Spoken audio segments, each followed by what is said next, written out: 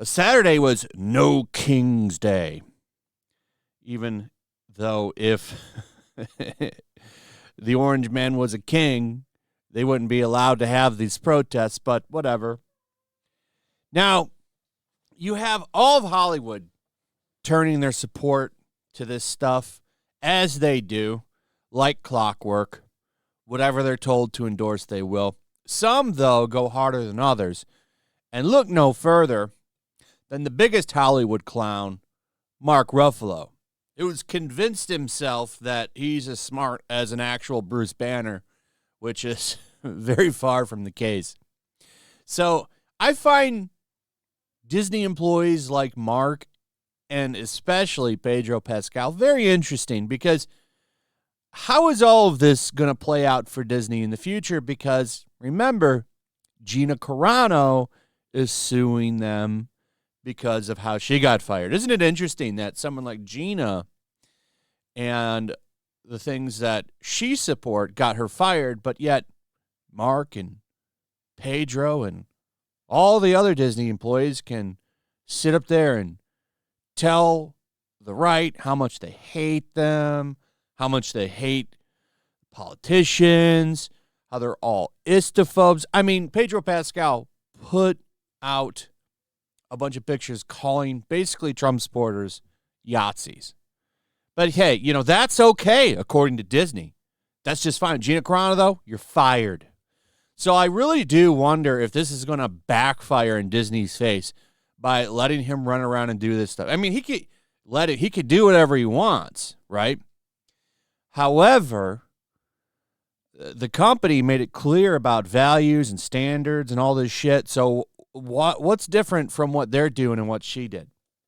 So it's going to be interesting to see. And I think this is going to blow up in their face. They're going to end up having to pay out Gina Carano at the end. The question is how much? Because that lawsuit's going forward. We're going to get to see all of that beautiful, beautiful discovery when that hits. It's going to be great. It's going to be glorious. I'm very much looking forward to that. So Mark was there front and center, as well as a bunch of people in Hollywood. In fact, Stephanie from Full House, remember that show? I guess it had a reboot. I don't know if Stephanie was a part of that reboot or not. I didn't watch it. Just wasn't interested in it. But she was there, running around, getting steamrolled by people. So someone got pushed her because she was being obnoxious, man. All these Hollywood people are obnoxious. But the guy at the front of the line is definitely Mark Ruffalo. He's always willing to make a fool of himself. Like that time he paraded out a $4,000 stove. What do you call them? You can put them on your counter. They're just basically like heating pads. But they look cool. I can't deny that they look cool, but a traditional stove is better. But he's out there telling you why you need this instead of a regular stove, and it's like, dude, that's like a $4,000, whatever they're called. Induction Cooktop. That's what it is. I couldn't remember what they were actually called. I do think these are cool. But a regular stove is better. And these are really expensive too. But he was out there pushing these hard. And it's like you realize most people probably can't afford to just get these. But he was just doing it basically because that was the leftist talking point of the week about trying to get rid of regular stoves for these things. So, of course, Mark trots it out because he's a good little boy and does what he's told. I think after Hollywood, Mark's going to probably run for something. I don't know what, but it's very clear to me that politics is where he really wants to be, not acting. That's where he really wants to be. He wants to be in something political, and he's for sure going to go there. But, yeah, he trotted this out because, remember, that was when did this drop? On January 2023. So he was a good little boy, got out there and wanted to push these induction cooktops. And he was out there saying that He backed the ban on gas stoves and tweet talking about how awesome his induction range is. Yeah, they were trying to go after gas stoves. That's what it was. And he was a good little boy. Oh, yeah, you got to get rid of your gas. Get this induction cooktop, which you probably don't even have enough money for in your savings. It was so tone deaf. These are luxuries. They really are. They look cool, though. I won't say they don't, but a gas stove is better. I'd rather have a gas stove at the end of the day. But anyway, yeah, he was out here and doing his thing, wanted to get rid of that dictator, running around Susan Sarandon, basically, who was acting as his voice. But here's what he said. We've seen a president who has made himself a king and a dictator. We don't see an opposition that's powerful enough to stand up against trampling of our rights and trampling the Constitution that's happening every single day with executive orders, with the refusal to obey court orders, kidnapping of immigrants, people who are here illegally, people whose children are being taken from them. We're disgusted and we're scared.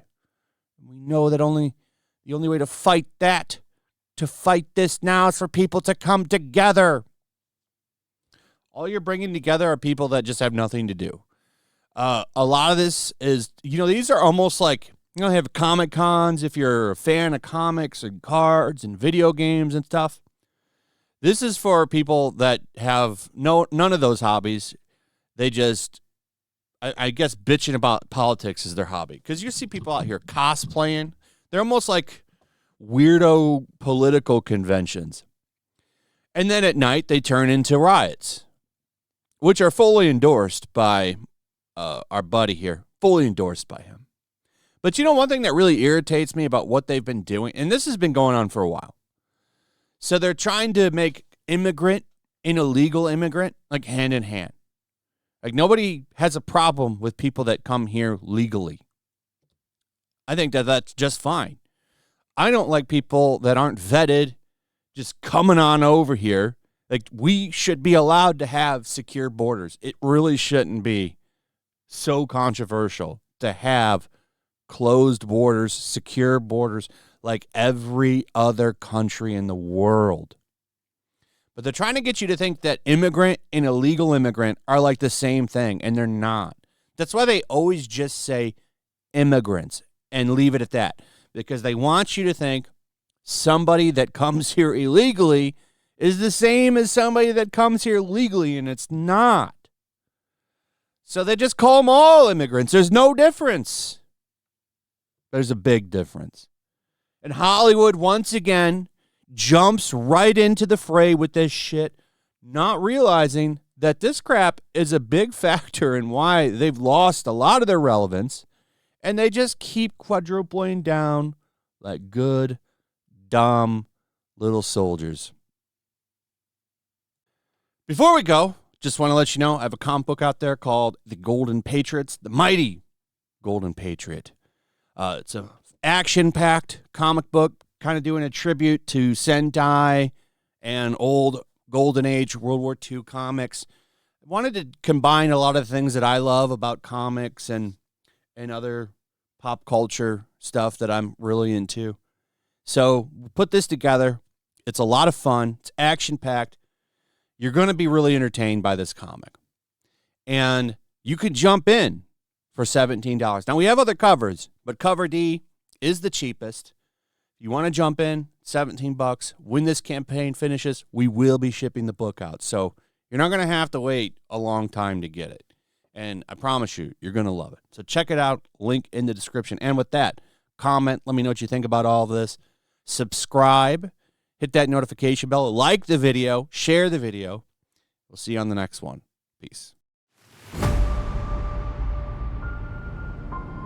The year is 1945. World War II rages from the halls of Buckingham Palace to the shores of the Nile River. Even now, the clash between freedom and tyranny is about to boil over. Somewhere in North Africa, 2 American flyboys are soaring high on a reconnaissance mission, searching for clues to a peculiar new obsession, with the occult gripping the Nazi high command.